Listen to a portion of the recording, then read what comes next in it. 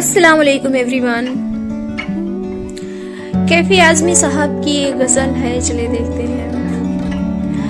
मैं ढूंढता हूँ जिसे वो जहाँ नहीं मिलता, मैं ढूंढता हूँ जिसे वो जहाँ नहीं मिलता, नई ज़मीन नया आसमां नहीं मिलता,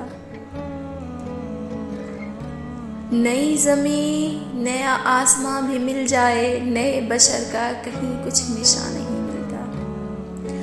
वो तैग मिल भी गई जिससे हुआ है कत्ल मेरा,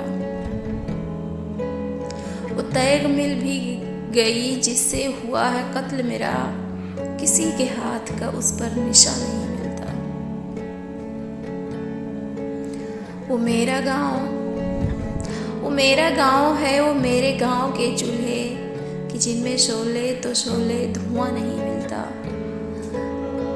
जो एक खुदा नहीं मिलता तो इतना मातम क्यों, जो एक खुदा नहीं मिलता तो इतना मातम क्यों, मुझे खुद अपने कदम का निशान नहीं मिलता, मुझे खुद अपने कदम का निशान नहीं मिलता।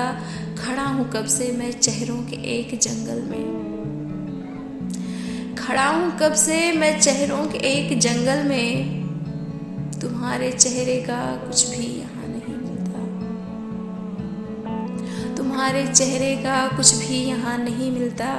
मैं ढूंढता हूँ जिसे वो जहाँ नहीं मिलता, मैं ढूंढता हूँ जिसे वो जहाँ नहीं मिलता, नई ज़मीन नया आसमां